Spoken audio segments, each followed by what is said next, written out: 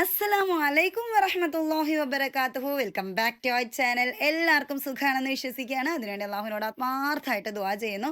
ജസാക്കുമുല്ലാഹ് ഖൈർ. ആദ്യം തന്നെ ഞാനൊരു നന്ദി പറഞ്ഞിട്ട് തുടങ്ങുകയാണ്. അൽഹംദുലില്ലാ 75,000 സബ്സ്ക്രൈബേഴ്സ്, ഇപ്പോൾ 76,000 സബ്സ്ക്രൈബേഴ്സ് ആയിട്ടുണ്ട് നമ്മുടെ ചാനൽ എന്ന് പറയുന്നത്.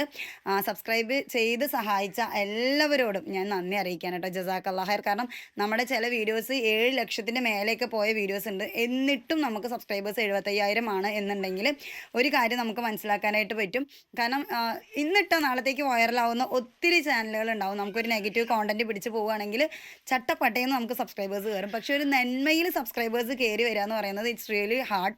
പക്ഷേ അൽഹംദുലില്ലാ നമുക്ക് ഈ പറഞ്ഞ പോലെ ഞാൻ ഒരു വർഷത്തോളം ചാനലിൽ നിന്ന് ബ്രേക്ക് എടുത്ത് വീണ്ടും ചാനൽ ആക്റ്റീവ് ആക്കി തുടങ്ങിയിട്ട് ഇപ്പോൾ കുറച്ച് ഫ്യൂ മന്ത് ആയിട്ടുള്ളൂ. അപ്പോഴേക്കും നമുക്ക് അൽഹംദുലില്ലാ നമ്മുടെ സബ്സ്ക്രൈബർ അക്കൗണ്ട് വളരെ നന്നായിട്ട് കയറിയിട്ടുണ്ട്.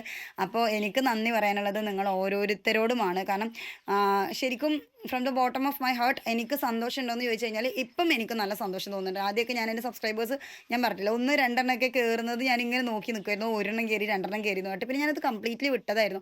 കയറുന്നെങ്കിൽ കയറട്ടെ, കയറുന്നില്ലെങ്കിൽ വേണ്ടാന്ന് പറഞ്ഞിട്ട്. പക്ഷേ എൻ്റെ ചില മെൻറ്റേഴ്സ് എൻ്റെ അടുത്ത് പറഞ്ഞിട്ടുണ്ടായിരുന്നു, നിൻ്റെ ഓരോ സബ്സ്ക്രൈബേഴ്സും നിൻ്റെ വീഡിയോസ് കാണാൻ ആഗ്രഹിച്ച് സബ്സ്ക്രൈബ് ചെയ്യുന്നുണ്ടെങ്കിൽ അതിൻ്റെ ഒരു റിവാർഡ് നിനക്കും കൂടെ കിട്ടും എന്നുള്ളത്. സോ ഇപ്പം എനിക്ക് എൻ്റെ സബ്സ്ക്രൈബേഴ്സ് കയറുമ്പോൾ ഭയങ്കര സന്തോഷമാണ്.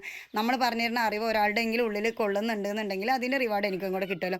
സോ ഇൻട്രോ ഒന്നും ഞാൻ അധികം നീട്ടിക്കൊണ്ടുവന്നില്ല, മാറ്ററിലോട്ട് വരാം.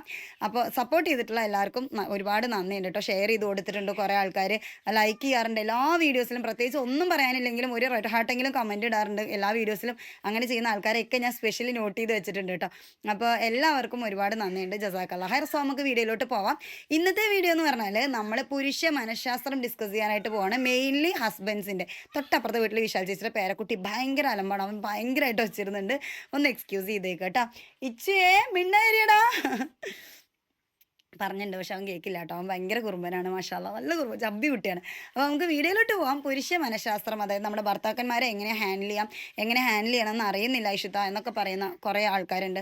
കുറേ ആൾക്കാർ ടോക്സിക് ബിഹേവിയറിന് ചേഞ്ച് ചെയ്യാൻ ആഗ്രഹമുണ്ട് എന്നൊക്കെ പറയുന്ന കുറേ ആൾക്കാരുണ്ട്. അപ്പോൾ നിങ്ങൾക്ക് പയറ്റി നോക്കാവുന്ന കുറച്ച് കാര്യങ്ങൾ, നിങ്ങളിൽ നിന്ന് നിങ്ങളുടെ ഭർത്താവ് ആഗ്രഹിക്കുന്ന കുറച്ച് കാര്യങ്ങളാണ് നമ്മളിന്ന് ഷെയർ ചെയ്യാനായിട്ട് പോകുന്നത്.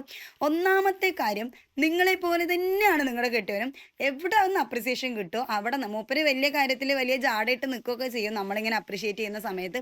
പക്ഷേ അങ്ങനെയല്ല കേട്ടോ. 4 ആളുടെ മുന്നിൽ വെച്ചിട്ട് ഒരാളെ അംഗീകരിക്കുക എന്നുള്ളത് കുട്ടികൾക്കും മുതിർന്നവർക്കും ഭാര്യയ്ക്കും ഭർത്താവിനും ഒക്കെ ഭയങ്കര ഇഷ്ടമുള്ള കാര്യമാണ്. ആസ് യൂഷ്വൽ നമ്മൾ പറയുന്ന പോലെ തന്നെ നമ്മുടെ ഭാര്യമാർ നമ്മുടെ ഭർത്താക്കന്മാരെ 4 ആളെ മുന്നിൽ വെച്ചിട്ട് അംഗീകരിക്കുന്നത്, അയാളെ അപ്രിഷിയേറ്റ് ചെയ്യുന്നത് അയാൾക്ക് പ്രത്യേകിച്ച് ഭയങ്കര ഇഷ്ടമാണ്. പിന്നെ രണ്ടാമത്തെ കാര്യം, നിങ്ങളുടെ ഭർത്താവിനെ ആരെങ്കിലും അബ്യൂസ് ചെയ്യുന്നുണ്ടെങ്കിൽ അത് ഫിസിക്കലി ആയിക്കോട്ടെ അല്ലെങ്കിൽ അയാളുടെ ക്യാരക്ടറിനെ വെച്ചിട്ടായിക്കോട്ടെ, കാറ്റിങ്ങനെ നമ്മൾ എടുത്തുകൊണ്ട് പോകുന്നുണ്ട് കേട്ടോ. അപ്പോൾ ഫിസിക്കലി ആയിക്കോട്ടെ, ആളുടെ ക്യാരക്ടർ വെച്ചിട്ടായിക്കോട്ടെ, നീ കറുത്തു, നിനക്ക് വയറ് ചാടി, നീ മന്ദനായി, അല്ലെങ്കിൽ നിൻ്റെ സ്വഭാവം നീ സൈലൻ്റ് ആണ്, നീ ഭയങ്കര ആക്റ്റീവാണ്, അല്ലെങ്കിൽ എന്താ പറയുക നിൻ്റെ പെരുമാറ്റം ശരിയില്ല, അങ്ങനെയൊക്കെ എന്ത് രീതിയിലായാലും കുഴപ്പമില്ല. നിങ്ങളുടെ ഭർത്താവിനെ ആരെങ്കിലും അബ്യൂസ് ചെയ്യുന്നുണ്ടെന്നുണ്ടെങ്കിൽ നിങ്ങൾ നിങ്ങളുടെ ഭർത്താവിൻ്റെ സൈഡ് നിൽക്കുക. അപ്പോൾ നിങ്ങൾ ആളുടെ സൈഡിൽ നിന്നിട്ട് ആളേനെ സപ്പോർട്ട് ചെയ്ത് സംസാരിക്കുന്നത് ആൾക്ക് ഭയങ്കര ആശ്വാസമായിരിക്കും കേട്ടോ. ഇഷ്ടമുണ്ടാക്കുന്ന ഒരു കാര്യമാണ്. ഇനിയിപ്പോൾ ആൾ എത്ര ടോക്സിക് ക്യാരക്ടർ ആണെങ്കിലും ആൾ എത്ര ദേഷ്യം പിടിക്കുന്ന ഒരാളാണെങ്കിലും അത് നിങ്ങളുടെ അടുത്ത് കാണിക്കുന്നത് ഒന്ന് കുറയ്ക്കാനും ഈ ഒരു ക്യാരക്ടർ ഹെൽപ്പ് ചെയ്യും. കാരണം നിങ്ങളുടെ അടുത്ത് ഇത്രയും മോശമായിട്ട് പെരുമാറിയിട്ട് പോലും നിങ്ങൾ നിങ്ങളുടെ ഭർത്താവിനെ സപ്പോർട്ട് ചെയ്യുന്നുണ്ട് എന്നൊരു തോന്നൽ ആൾക്ക് ഉണ്ടാക്കി കൊടുക്കുന്നത് ഭയങ്കര ഹെൽപ്പ് ആവുന്ന ഒരു കാര്യമാണ്. പിന്നെ മൂന്നാമത്തെ പോയിന്റാണ് റെസ്പെക്റ്റ് എന്ന് പറയുന്നത്. നിങ്ങൾക്കും നിങ്ങളുടെ ഭർത്താവിനും നിങ്ങളുടെ കുട്ടികൾക്കും എല്ലാം വേണ്ടതാണ് മ്യൂച്വൽ റെസ്പെക്റ്റ് എന്ന് പറയുന്നത്. Give respect and take respect എന്നാണ് പറയുക. അപ്പോൾ അതിലൊരു ക്വസ്റ്റ്യൻ ഉണ്ട്, കുറേ ആൾക്കാർ എൻ്റെ ഇത് ചോദിക്കുന്നതാണ്. ഐഷിത, ബഹുമാനം ഇല്ലാണ്ട് ഭർത്താവിനെ നീ പേര് എടാ ബഷി എന്നൊക്കെയാണോ വിളിക്കുന്നതെന്നുള്ളത് അതിലെനിക്കൊരു ക്ലാരിഫിക്കേഷൻ തരാനുണ്ട്. ഞാൻ കുറേ തവണ ചെയ്തിട്ടുള്ളൊരു കാര്യമാണ്, ബട്ട് സ്റ്റിൽ ഞാനൊന്ന് വേഗം പറയാം. എൻ്റെ ഉമ്മ എൻ്റെ ഉപ്പാനെ കുട്ടികളുടെ ഉപ്പാന്നാണ് പറയുക. ഇവൻ ഉപ്പാടെ പേര് പോലും എൻ്റെ ഉമ്മ പറയാറില്ല കേട്ടോ, കുട്ടികളുടെ ഉപ്പാന്നാണ് പറയാം. എൻ്റെ സിസ്റ്റേഴ്സ് എല്ലാവരും അങ്ങനെയാണ്, ഭർത്താവിൻ്റെ പേര് പറയാറില്ല, അല്ലെങ്കിൽ ഭർത്താവിൻ്റെ പേര് വിളിക്കാറില്ല. പേര് കൂട്ടിയിട്ട് ഒരു ഇക്കാന്ന് പോലും വിളിക്കില്ല. എന്താണെന്നറിയില്ല കേട്ടോ. അയ്യപ്പൻ വിളക്കിൻ്റെ ആണ് തോന്നുന്നുണ്ട് കേട്ടോ, പടക്കം മുട്ടാണ്. അപ്പോൾ ഇങ്ങൾ എന്നൊക്കെ പറഞ്ഞിട്ടാണ് ഇവർ വിളിക്കാറുള്ളത്. അപ്പോൾ ഞാൻ മാത്രം എങ്ങനെയാണ് ഡിഫറെൻ്റ് ആയെന്ന് വെച്ച് കഴിഞ്ഞാൽ, ഞാൻ എൻ്റെ ബസ്സിനെ അല്ലാണ്ട് വേറെ ആരെ കല്യാണം കഴിക്കുകയാണെങ്കിലും ഞാനും ഇവരുടെയൊക്കെ കൂട്ടത്തിൽ ചേർന്നുണ്ടാവും കേട്ടോ. മിക്കവാറും ഞാൻ നോക്കിയും അങ്ങനെയൊക്കെ തന്നെ ആയിരിക്കും പറയുന്നുണ്ടാവുക. പക്ഷേ എങ്ങനെയാണ് ഡിഫറെൻ്റ് ആയെന്ന് വെച്ചാൽ, എൻ്റെ മാമയുടെ മോനാണ് ബഷി. അപ്പോൾ ഞാൻ ഓർമ്മ വെച്ച കാലം മുതൽ അവനെ വിളിക്കുന്നത് എടാ ബഷി, ഇങ്ങോട്ട് നോക്കടാ, വാടാ പോടാ, അങ്ങനെ തന്നെയാണ് വിളിക്കാറുള്ളത്. കല്യാണം കഴിഞ്ഞിട്ട് നമ്മൾ ഈ പറയുന്ന റെസ്പെക്റ്റിൻ്റെ ഭാഗമായി ഭർത്താവുമായിട്ട് ഒരു 1.5 കൊല്ലത്തോളം സ്ട്രഗിൾ ചെയ്ത് ഇക്ക നോക്കി ബഷീറാക്ക അങ്ങനെയൊക്കെ പല പേരിട്ട് വിളിക്കാൻ ഞങ്ങൾ ട്രൈ ചെയ്തിട്ടുണ്ട്. പക്ഷെ എന്ത് വിളിക്കുമ്പോഴും അവൻ അത് കോമഡി ആയിട്ടാണ് തോന്നുന്നത്. മീൻസ് ഞാൻ ഫേക്ക് ചെയ്യുന്നതായിട്ടാണ് ഹസ്ബൻഡിന് തോന്നുന്നത്. അപ്പോൾ അവൻ എൻ്റെ അടുത്ത് എപ്പോഴും അപ്പം മുതൽ ഇപ്പം വരെ എപ്പോഴും പറയുന്ന ഒരു കാര്യമാണ്, അങ്ങനെ എന്നെ വിളിക്കണ്ട, നീ എന്നെ പേര് വിളിക്കുക, നീ എന്നെ സാധാരണ വിളിക്കുന്ന പോലെ തന്നെ വിളിക്കുക, എനിക്ക് അതാണ് ഇഷ്ടം എന്നുള്ളത്. സോ ഹസ്ബൻഡിന് ഒരു തവണ പോലും ഈ പേര് വിളിക്കാതിരിക്കുമ്പോൾ പേര് വിളിക്കുന്ന സമയത്ത് റെസ്പെക്റ്റ് ഇല്ലാത്തൊരു ഫീൽ തോന്നിയിട്ടില്ല. അപ്പോൾ എൻ്റെ ഹസ്ബൻഡിന് ഇത് ഓക്കെ ആണെന്ന് വെച്ചിട്ട് നിങ്ങളുടെ ഹസ്ബൻഡ് ചിലപ്പോൾ പേര് വിളിക്കുമ്പോൾ അയാൾക്ക് ഒപ്പം ചില മോട്ടിവേഷണൽ സ്പീക്കേഴ്സ് ഒക്കെ പറയുന്ന ഒരു കാര്യമാണ് ഭർത്താക്കന്മാരുടെ പേര് വിളിക്കാനുള്ള ഒരു ഫ്രീഡം ഉണ്ടാവണം എന്നുള്ളത്. എൻ്റെ ഹസ്ബൻഡിന് അൽഹംദുലില്ലാ ആ ഒരു ഫ്രീഡം അതാണ് ഇഷ്ടം. അതായത് നിങ്ങൾ ബഷീർക്ക എന്നൊക്കെ വിളിക്കുന്നതിനേക്കാളും എൻ്റെ ഹസ്ബൻഡിന് അതാണ് ഇഷ്ടം. എടാ നോക്ക് അങ്ങനെയൊക്കെ പറയുന്നതാണ് ഇഷ്ടം. അത് ആളുകളുടെ ഇടയിൽ നിന്ന് വിളിക്കുന്നതും അവന് ഇഷ്ടമാണ് കേട്ടോ. അവന് ഫേക്ക് ചെയ്യുന്നതിനോട് അവന് ഒട്ടും താല്പര്യമില്ല. ഈ അവൻ എടാ നീ എന്നൊക്കെ പറയുന്നതാണ് എൻ്റെ ഹസ്ബൻഡിന് ഇഷ്ടം. അപ്പം ചില ആൾക്കാർക്ക് അത് ഇഷ്ടമല്ല എന്നുണ്ടെങ്കിൽ നിങ്ങൾ എന്ത് ചെയ്യുക, സ്റ്റോപ്പ് ചെയ്യുക. നിങ്ങളുടെ ഹസ്ബൻഡിന് എന്താണോ ഇഷ്ടം അത് വിളിക്കുക. കേൾക്കാൻ ഇഷ്ടമുള്ളത് വിളിക്കാൻ വേണ്ടി താല്പര്യപ്പെടുക, അത് ആരെയാണെങ്കിലും കേട്ടോ. അടുത്ത പോയിന്റ് എന്ന് പറഞ്ഞാൽ ലിസൺ ആക്റ്റീവ്ലി. നിങ്ങളുടെ ഭർത്താവ് എന്തെങ്കിലും സംസാരിക്കുന്നുണ്ടെന്നുണ്ടെങ്കിൽ നിങ്ങൾ എന്തെങ്കിലും ജോലി ചെയ്യുന്നുണ്ടാവില്ലേ, അപ്പോൾ ആ ജോലി ചെയ്യുന്നത് പറ്റുന്നെങ്കിൽ അവിടെ സ്റ്റോപ്പ് ചെയ്യുക. എന്നിട്ട് ആളുടെ കണ്ണിൽ നോക്കി ആൾ പറയുന്നത് കേൾക്കുക. ഇനിയിപ്പോൾ ഈ ജോലി ഇപ്പോൾ തീർന്നില്ല എന്നുണ്ടെങ്കിൽ ആൾ എന്തെങ്കിലും പറയും, അല്ലെങ്കിൽ ആളെ സെർവ് ചെയ്യാൻ വേണ്ടിയിട്ട് തന്നെ ആയിരിക്കും നിങ്ങളിങ്ങനെ ധൃതി പിടിച്ച് ജോലി ചെയ്തുകൊണ്ടേ ഇരിക്കുന്നുണ്ടാവുക. പക്ഷെ ആൾ സീരിയസ് ആയിട്ട് നിങ്ങളുടെ അടുത്ത് ഒരു കാര്യം പറയുകയാണെങ്കിൽ ആ ജോലി അവിടെ സ്റ്റോപ്പ് ചെയ്തിട്ട് ആൾ പറയുന്നതിനോട് ഫുൾ എഫേർട്ട് എടുത്ത് ആൾ പറയുന്നത് മാത്രമാണ് ഞാൻ മൈൻഡ്ഫുൾ ആയിട്ട് കേട്ടോണ്ടിരിക്കുന്നത് എന്നുള്ള രീതിയിൽ നിങ്ങൾ കേൾക്കുകയാണെന്നുണ്ടെങ്കിൽ നിങ്ങളോട് കൂടുതൽ കാര്യങ്ങൾ പറയാൻ വേണ്ടിയിട്ട് ആൾ ഇഷ്ടപ്പെടും കേട്ടോ. അടുത്ത പോയിന്റാണ് പ്രയോറിറ്റൈസ് ഫിസിക്കൽ ടച്ച് എന്ന് പറയുന്നത്. നമ്മളെപ്പോഴും നമ്മുടെ ഭർത്താവിനെ കൂടെ ടച്ച് ചെയ്യാനായിട്ട് ട്രൈ ചെയ്യുക. ആൾ പുറത്ത് പോകുമ്പോൾ ആളെ ഹഗ് ചെയ്യുക. ആൾ വീട്ടിൽ ഇരിക്കുകയാണെങ്കിൽ നമ്മൾ ഇടയ്ക്ക് നമ്മൾ ജോലി തിരക്കിലായിരിക്കും, എന്നാലും ഇടയിൽ കൂടെ ഒന്ന് പോയിട്ട് ആളെ ഒന്ന് കെട്ടിപ്പിടിക്കുക, അല്ലെങ്കിൽ ജസ്റ്റ് ഒരു ഉമ്മ എടുക്കുക. ഇനി അതൊന്നും വേണ്ട, അങ്ങോട്ട് പോകുമ്പോഴും ഇങ്ങോട്ട് പോകുമ്പോഴും ചുമ്മാ ഒന്ന് തട്ടിയിട്ട് പോകുക, ഒന്ന് തള്ളിയിട്ട് പോകുക. ഈ ഫിസിക്കൽ ടച്ച് എന്ന് പറയുന്നത് എല്ലാ ആൾക്കാർക്കും, ഈവൻ കുഞ്ഞുനാൾ മുതൽ വലിയത് വരെ നമ്മളെല്ലാവർക്കും വളരെ ഇമ്പോർട്ടൻ്റ് ആയിട്ടുള്ളൊരു കാര്യമാണ്. അതുപോലെ തന്നെയാണ് നിങ്ങളുടെ ഭർത്താവിനും. അപ്പോൾ ആളെ നിങ്ങൾ കൂടെ ടച്ച് ചെയ്യുന്നുണ്ടെന്നുണ്ടെങ്കിൽ നമ്മൾ പോലും അറിയാത്തൊരു ബോണ്ട് നമ്മുടെ ഹസ്ബൻഡുമായിട്ട് നമുക്ക് ഉണ്ടാവും കേട്ടോ. അടുത്ത പോയിന്റാണ് ട്രസ്റ്റിംഗ്. നിങ്ങൾ ആളുടെ അടുത്ത് കുഞ്ഞു കാര്യങ്ങൾ പറഞ്ഞിട്ട് നമ്മൾ അയാളെ ഒട്ടും വിശ്വസിക്കുന്നില്ല എന്നുള്ളൊരു അവസ്ഥയിലോട്ട് കൊണ്ടുപോകാതിരിക്കുക. അപ്പോൾ ആൾ പറയാണ്, എടി ഞാൻ നിനക്ക് ഇന്ന സാധനം വാങ്ങിച്ചു തരാം കേട്ടോ. ഉടനടി നമ്മൾ പറയും, നിങ്ങളല്ലേ, നിങ്ങൾ കുറേ വാങ്ങിച്ചു തന്നിട്ട് ഞാൻ കണ്ടുക്കണു. ആ ഒരു ഡയലോഗ് നമ്മുടെ അടുത്ത് വരരുത്. വാങ്ങിച്ചു തരാട്ടോ എന്ന് പറയുന്ന സമയത്ത് നമ്മൾ അപ്പം തന്നെ ട്രസ്റ്റ് ചെയ്യുക. ഓക്കെ ഇൻഷാ അല്ലാ നിങ്ങളുടെ അടുത്ത് കിട്ടുന്നുണ്ടെങ്കിൽ നിങ്ങൾ വാങ്ങിച്ചു തരുമെന്ന് എനിക്ക് ഉറപ്പാണല്ലോ. ആ ഒരു സ്റ്റേറ്റ്മെൻറ്റ് കൂടെ നമ്മൾ പറയാം. ഇനിയിപ്പോൾ പുറത്ത് പോകുന്ന സമയത്ത് നിങ്ങളല്ലേ നാട്ടിലുള്ള മുഴുവൻ പെമ്പിള്ളേരും വായി നോക്കിയും കൊണ്ട് വരണ്ട കേട്ടോ.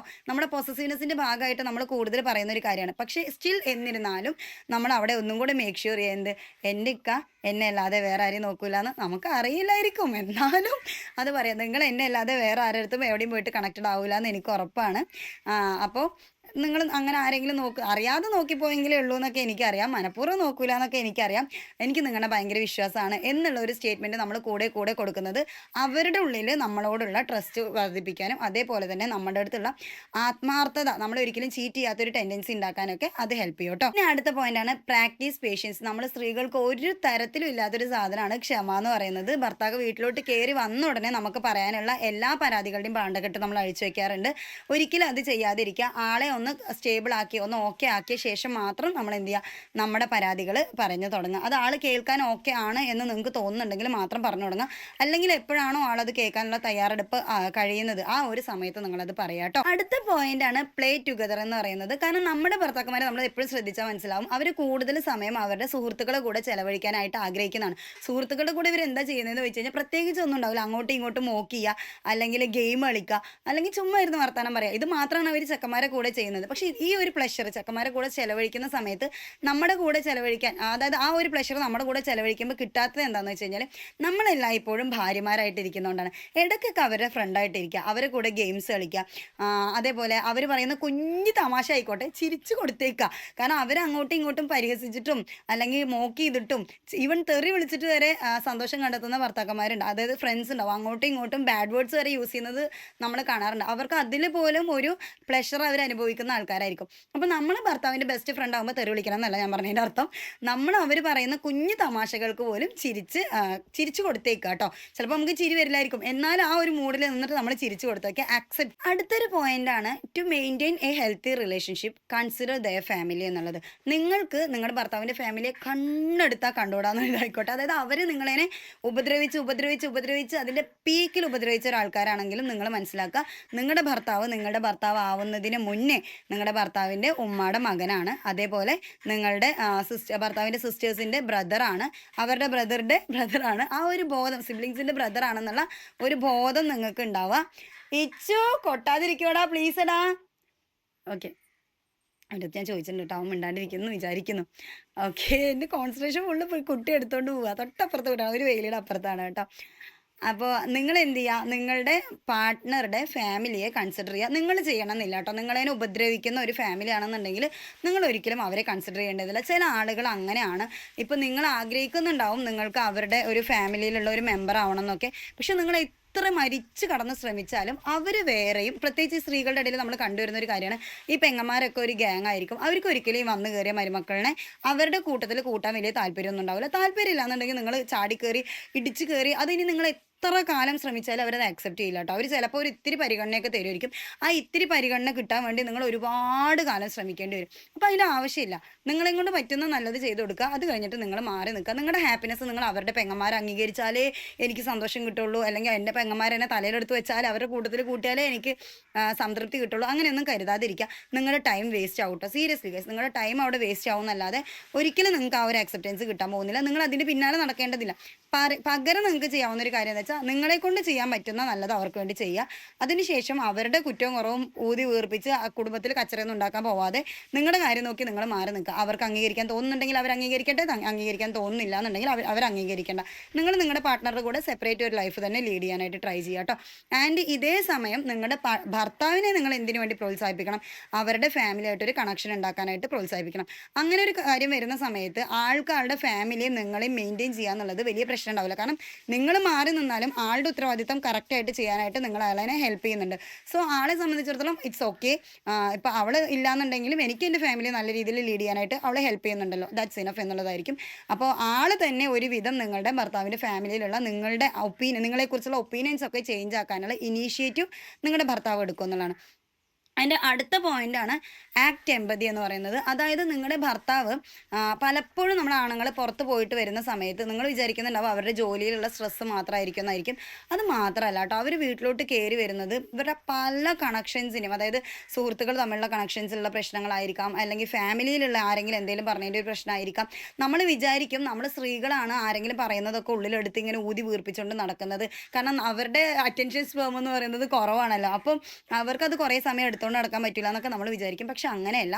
ആണുങ്ങൾക്ക് ഈ പറയുന്ന സ്ട്രെസ് എന്ന് പറയുന്നത് വന്നു കഴിഞ്ഞാൽ ശരിക്കും ഇവർക്ക് തന്നെ മനസ്സിലാവില്ല എന്തിനാണ് ഞാൻ ഇത്രയേറെ സ്ട്രെസ് എടുക്കുന്നതെന്നല്ല. കാരണം അവരെപ്പോഴും സൊല്യൂഷൻ ഓറിയൻറ്റഡ് ആയിട്ട് ചിന്തിക്കുന്ന ആൾക്കാർ. ഇവർക്കൊരു പ്രശ്നം ഉണ്ടെങ്കിൽ അതിനൊരു പരിഹാരം കാണാൻ വേണ്ടി ഓടുന്ന ആൾക്കാരാണ്. അവർക്ക് നമ്മൾ എന്താ പറയുക, നമ്മുടെ ഹഗ്ഗോ നമ്മുടെ കെയറോ ഇതിനേക്കാളൊക്കെ ഇമ്പോർട്ടൻ്റ് വേണ്ടത് എന്താണെന്ന് വെച്ച് കഴിഞ്ഞാൽ പരിഹാരമാണ്. ഒരു പ്രശ്നം ഉണ്ടെങ്കിൽ അതിനൊരു പരിഹാരമാണ്. അപ്പോൾ ആ ഒരു പരിഹാരത്തിന് വേണ്ടി നമ്മൾ ആളുടെ കൂടെ ഇരുന്ന് കൊടുക്കുക. ആളിനിപ്പോൾ ഇവൻ കരയുണ്ടാവില്ല, ഒച്ച ഉണ്ടാക്കുന്നുണ്ടാവില്ല, സ്ട്രെസ്ഡായിട്ട് ഇരിക്കുമായിരിക്കും, മിണ്ടാതിരിക്കുമായിരിക്കും. സാധാരണഗതിയിൽ നിന്ന് എന്തെങ്കിലും ഒരു സ്വഭാവത്തിൽ ഒരു ചേഞ്ച് നിങ്ങൾക്ക് കാണുന്നുണ്ടെങ്കിൽ കൂടെ ഇരിക്കുക, പ്രശ്നം ചോദിക്കുക. എന്നിട്ട് നിങ്ങൾ പോട്ടെ സാരല്ല എല്ലാം ശരിയാവും എന്ന് പറയുന്നതിനേക്കാൾ കൂടുതൽ നല്ലത് എന്താ വെച്ചാൽ ഓക്കെ നമുക്കൊരു പേനയും പേപ്പറും എടുത്തിട്ട് ഇരിക്കാം എന്ന് പറയുന്ന പോലെ അങ്ങനെ ഇരിക്കുകയാണെങ്കിലും കുഴപ്പമില്ല കേട്ടോ. എന്താണ് പ്രശ്നം എന്ന് മനസ്സിലാക്കുക, ആ പ്രശ്നത്തിൽ നിന്ന് പുറത്ത് വരാനുള്ള സൊല്യൂഷൻസ് ആളെ കൊണ്ട് തന്നെ പറയിപ്പിക്കുക. ചിലപ്പോൾ നമ്മൾ സ്ത്രീകളാണ്, നമുക്ക് ആളുടെ പ്രശ്നങ്ങൾ പരിഹരിക്കാനുള്ള വഴികളൊന്നും നോക്കിയിട്ട് കാണുന്നുണ്ടാവില്ല. എന്നാലും ആളെ കൊണ്ട് തന്നെ നിങ്ങൾ പറയിപ്പിക്കുക. നിങ്ങൾ എന്താ വിചാരിക്കുന്നത്, ഈ ചെയ്ത കാര്യം ശരിയാണെന്നാണോ, ഇതിലിങ്ങനെ ഒരു മിസ്റ്റേക്ക് പറ്റിയിട്ടുണ്ടെന്നുണ്ടെങ്കിൽ ഈ മിസ്റ്റേക്ക് സോർട്ട് ചെയ്യാൻ ഇനി എന്താ ചെയ്യേണ്ടത്, ഇനി ആരെയൊക്കെ നമുക്ക് എങ്ങനെയൊക്കെ കൺവിൻസ് ചെയ്യാൻ പറ്റും, അങ്ങനെ കുറച്ച് കാര്യങ്ങൾ ആളോട് ചോദിച്ച് ആളുടെ പ്രോബ്ലമിന് ഒരു സൊല്യൂഷൻ കണ്ടെത്താൻ പറ്റുകയാണെന്നുണ്ടെങ്കിൽ ഇൻഷാ അല്ലാഹ് വൺസ് ഒറ്റ തവണ നിങ്ങളത് ചെയ്താൽ മതി. അടുത്ത തവണ ആൾ ഏത് മൂഡിലാണെങ്കിലും എന്ത് പ്രശ്നം ഉണ്ടെങ്കിലും ആദ്യം വന്ന് ഷെയർ ചെയ്യുന്നത് നിങ്ങളുടെ അടുത്തായിരിക്കും. അതിൻ്റെ അടുത്തൊരു കാര്യം എന്ന് പറഞ്ഞാൽ നമ്മളെല്ലായ്പ്പോഴും വിചാരിക്കുന്ന ഒരു കാര്യമാണ് നമ്മുടെ ഭർത്താക്കന്മാർക്ക് എല്ലാ പ്രശ്നങ്ങളും ഹാൻഡിൽ ചെയ്യാൻ പറ്റും, എത്ര വലിയ പ്രയാസമാണെങ്കിലും ആൾക്ക് സോർട്ട് ചെയ്യാൻ പറ്റുമെന്നൊക്കെ. എൻ്റെ ഉമ്മിച്ച് മരിച്ച ശേഷം എൻ്റെ ഹസ്ബൻഡിന് ആർക്കൊരു വയ്യായിക വന്നാലും അവനത് സഹിക്കാൻ പറ്റില്ല കേട്ടോ. കാരണം മക്കൾക്ക് ഈവൻ ചെറിയൊരു അസുഖം വന്നാൽ പോലും പക്ഷേ പെട്ടെന്ന് ഡൗൺ ആയിട്ട് പോകും.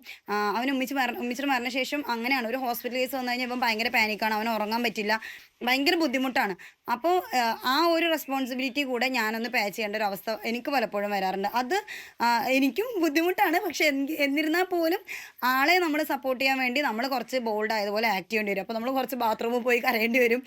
ആളെ മുമ്പിൽ നിന്ന് കരയാൻ പറ്റില്ല നമുക്ക്. കാരണം നമ്മൾ വീക്കായി കഴിഞ്ഞാൽ ആൾ ഓൾറെഡി വീക്കായിരിക്കും. അപ്പോൾ നമ്മൾ കരയുന്നത് മൊത്തം ബാത്റൂമിൽ നിന്നോ അല്ലെങ്കിൽ റൂമിൽ നിന്നോ ഒക്കെ ആരും കാണാതെ കരയേണ്ടി വരും. എന്നിട്ട് പോട്ടെ സാരമില്ല അതൊക്കെ മാറിക്കോളും എന്നൊക്കെ നമ്മൾ ആക്ട് ചെയ്യേണ്ടി വരും. അപ്പോൾ നമ്മുടെ ആളുടെ മെൻ്റൽ ഹെൽത്ത് എവിടെയാണോ വീക്ക്, ഇപ്പം അൽഹംദുലില്ലാ പക്ഷേ ഏകദേശം ബെറ്ററായി വരുന്നുണ്ട്. എന്നാലും ആൾക്ക് ആ ട്രോമയിൽ നിന്ന് ഇതുവരെ കംപ്ലീറ്റ്ലി പുറത്തു വരാനായിട്ട് പറ്റിയിട്ടില്ല. അതെനിക്ക് തോന്നുന്നു ഒരു പരിധി വരെ അവിടെ സ്റ്റേബിളായിട്ട് നിന്നിട്ടുണ്ടായിരുന്നത് ബഷീറായിരുന്നു. അപ്പോൾ അതുകൊണ്ടായിരിക്കാമെന്ന് വിചാരിക്കുന്നു. ഇൻഷാ അള്ളാ എല്ലാവരും ദുആ ചെയ്യട്ടോ. അവന് കുറച്ചും കൂടെ മെൻ്റലി ഈ വക കാര്യങ്ങൾ കുറച്ചും കൂടെ നന്നായിട്ട് ഹാൻഡിൽ ചെയ്യാൻ പറ്റണേ എന്നുള്ളത് ദുആ ചെയ്യാം. പക്ഷേ ഇൻഷാ അള്ളാ വലിയ കുഴപ്പമുള്ള കാര്യമില്ല. നമ്മൾ അത് ഗ്രൂപ്പായിട്ട് തന്നെ ഹാൻഡിൽ ചെയ്യും ഓൻ്റെ എല്ലാ ഇഷ്യൂസും ഇൻഷാ അള്ളാ.